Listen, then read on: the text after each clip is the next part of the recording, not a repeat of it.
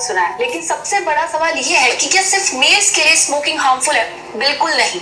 आज भारत में 54 lakh females daily smoke करती है, बिना ये समझे कि ये स्मोकिंग उन्हें आदमियों से ज्यादा नुकसान पहुंचा रही है। लेकिन कैसे, चलिए जानते हैं। मैं लक्षिता शर्मा आप सबका स्वागत। भी चले जाओ, कॉफी शॉप्स हो या कॉलेज कैंटीन, हर जगह आपको आजकल लड़कियां भी स्मोकिंग करती हुई नजर आ जाएगी। लेकिन विमेन का बॉडी स्ट्रक्चर और हार्मोनल बैलेंस मेल से डिफरेंट होता है, इसलिए स्मोकिंग का इम्पैक्ट उन पर और भी सीवियर होता है। जैसे नंबर 1, स्मोकिंग से ओवरीज डायरेक्टली अफेक्ट होती है, जिससे पीरियड्स इरेगुलर होने लगते हैं और प्रेगनेंसी में कॉम्प्लिकेशंस बढ़ जाते हैं। Number 2, hormonal imbalance. Smoking estrogen level को डिस्टर्ब करता है, जो ओवरऑल हेल्थ के लिए हार्मफुल है। नंबर 3, हार्ट डिजीज का रिस्क। विमेन में हार्ट डिजीज का रिस्क ऑलरेडी हाई होता है और स्मोकिंग इस रिस्क को 2 गुना बढ़ा देता है। नंबर 4, सर्वाइकल कैंसर का खतरा। स्टडीज कहती है कि जो विमेन स्मोक करती है उन्हें सर्वाइकल कैंसर होने के चांसेस ज्यादा होते हैं। नंबर 5, अर्ली मेनोपॉज की प्रॉब्लम बढ़ रही है। जो विमेन स्मोक करती है उन्हें दूसरे विमेन के कंपैरिजन में जल्दी मेनोपॉज होता है, जो बॉडी के हार्मोन्स पर असर डालता है। Number 6, birth defects. अगर एक प्रेग्नेंट विमेन स्मोक करती है तो बच्चे के लंग्स प्रॉपर्ली डेवलप नहीं हो पाते, जो फ्यूचर में सीरियस हेल्थ इश्यूज क्रिएट कर सकते हैं। नंबर 7, ओस्टियोपोरोसिस का रिस्क, यानी कमजोर हड्डियों का रिस्क। जो विमेन स्मोक करती है उनकी बोन्स वीक हो जाती है। नंबर 8, स्किन और एजिंग इश्यूज। सिगरेट में प्रेजेंट निकोटिन स्किन की इलास्टिसिटी को डैमेज कर सकता है, जिससे रिंकल्स जल्दी आने लगता है और स्किन डल हो जाती है। और दोस्तों, सिर्फ फिजिकल ही नहीं, मेंटली भी स्मोकिंग वुमेन को इम्पैक्ट करती है। जैसे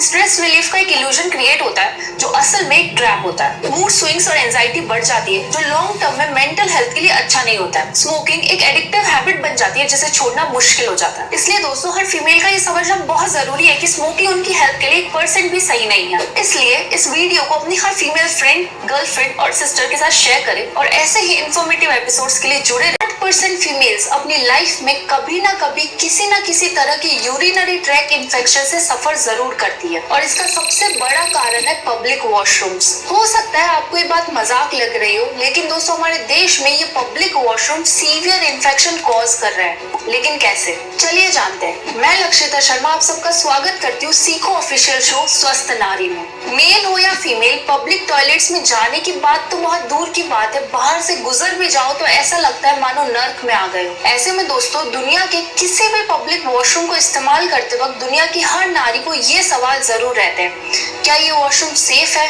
कहीं ये वॉशरूम यूज करने से मुझे कोई इन्फेक्शन तो नहीं हो जाएगा? क्योंकि फीमेल्स के केस में प्रॉब्लम ये है कि उन्हें टॉयलेट सीट पर बैठना पड़ता है। ऐसी सीट जो अक्सर या तो गंदी होती है या गीली या इन्फेक्शन फैलाने वाले माइक्रोब से भरी। और तो और, जब कोई फ्लश करता है तो ये माइक्रोब फिल्ड वाटर पार्टिकल्स हवा में फैल जाते हैं और वॉशरूम की लगभग हर चीज, जैसे gate handles, flush handles, toilet seat, lid, jet spray और यहाँ तक कि टिश्यू पेपर पर भी चिपक जाते हैं, जिसके कारण फीमेल्स में यूटीआई यानी यूरिनरी ट्रैक इन्फेक्शन होने के चांसेस सबसे ज्यादा होते हैं। अपने देश में 24% लोग फ्रेश होने के बाद साबुन से हाथ तक नहीं धोते हैं। अब जब पर्सनल हाइजीन को ही प्रायोरिटी नहीं दी जा रही है, तो क्लीन वॉशरूम की एक्सपेक्टेशंस रखना तो बेवकूफी है। ऐसे में किसी भी पब्लिक वॉशरूम को यूज करते वक्त हर फीमेल को इस तरह स्क्वाट पोजीशन का ही इस्तेमाल करना चाहिए। डॉक्टर सजेस्ट करते हैं कि किसी भी फीमेल को कभी भी पब्लिक वॉशरूम की टॉयलेट सीट के कांटेक्ट में नहीं आना चाहिए।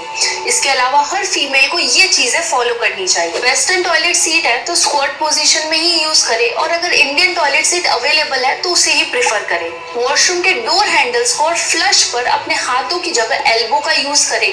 अगर टिश्यू अवेलेबल है तो डायरेक्टली किसी भी चीज को टच ना करें, टिश्यू यूज करें। अगर टॉयलेट सीट गीली है तो गलती से भी उस पर टिश्यू पेपर डालकर ना बैठे, इससे टिश्यू उस मॉइस्चर को सोख लेगा और आपको इन्फेक्शन होने के चांसेस बढ़ जाएंगे। दोस्तों, ये जानकारी हर फीमेल को होनी बहुत ज्यादा जरूरी है, इसलिए शेयर कर दो ये वीडियो अपनी हर फीमेल फ्रेंड के साथ और एरी के साथ। और अगर वीडियो अच्छी लगी हो तो इसे लाइक करें और अपना सजेशन फीडबैक में जरूर दें।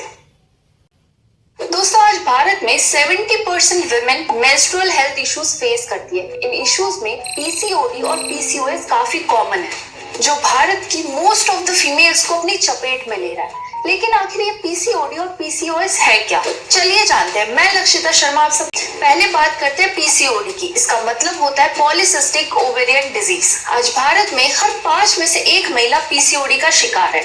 ये है फीमेल रिप्रोडक्टिव सिस्टम और ये है ओवरीज। इनका काम होता है एग्स और हार्मोन प्रोड्यूस करना। पीसीओडी एक ऐसी मेडिकल कंडीशन है जिसमें ओवरीज लार्ज नंबर में इनमेच्योर या पार्शियली मैच्योर एग्स प्रोड्यूस करने लगती है। टाइम के साथ इनमें से कुछ एग्स सिस्ट का रूप ले लेते हैं। सिस्ट लिक्विड से भरे हुए छोटे सेक्स होते हैं। सिस्ट डेवलप होने के कारण ओवरीज का साइज एनलार्ज हो जाता है और ओवरीज लार्ज अमाउंट में एंड्रोजन मेल हार्मोन प्रोड्यूस करने लगती है। इस कंडीशन को पीसीओडी कहते हैं। एंड्रोजन के लार्ज अमाउंट में प्रोड्यूस होने के कारण infertility, irregular menstrual cycle, hair loss, abnormal weight gain जैसी प्रॉब्लम हो सकती है। पीसीओडी को डाइट और लाइफस्टाइल मॉडिफिकेशन करके कंट्रोल किया जा सकता है। अब बात करते हैं पीसीओएस यानी पॉलीसिस्टिक ओवेरियन सिंड्रोम की। आज भारत में 20% फीमेल्स पीसीओएस से सफर कर रही है। पीसीओएस एक मेटाबॉलिक डिसऑर्डर है जिसमें रिप्रोडक्टिव ईयर्स यानी 12 से 51 ईयर्स की एज के बीच वुमेन को हार्मोनल इम्बैलेंस हो जाते हैं। मेल हार्मोन के इंक्रीज लेवल की वजह से फीमेल्स के मेंस्ट्रुअल पीरियड स्किप हो जाते हैं और इरेगुलर ओव्यूलेशन हो सकता है। पीसीओएस को भी लाइफस्टाइल मॉडिफिकेशन से ठीक किया जा सकता है, पर प्रॉब्लम बढ़ने पर मेडिकेशन की नीड होती है और अगर मेडिकेशन काम ना आए तो सर्जरी की भी नीड हो सकती है। दोस्तों, ये दोनों बीमारियां हमारे देश की लगभग हर औरत को अपनी चपेट में ले चुके हैं, लेकिन दिक्कत ये नहीं है। असली दिक्कत ये है कि बहुत सी लेडीज, स्पेशली वो लेडीज जो गांव या छोटे शहर में रहती है,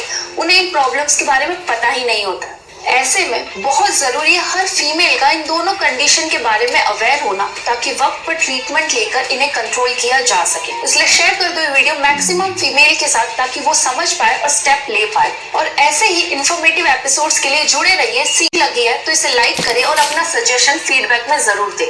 वीडियो पसंद आ रही है तो लाइक कर दें, चैनल पर नए हो तो सब्सक्राइब कर लेना। चलिए आज के लिए इतना ही, तब तक जय हिंद।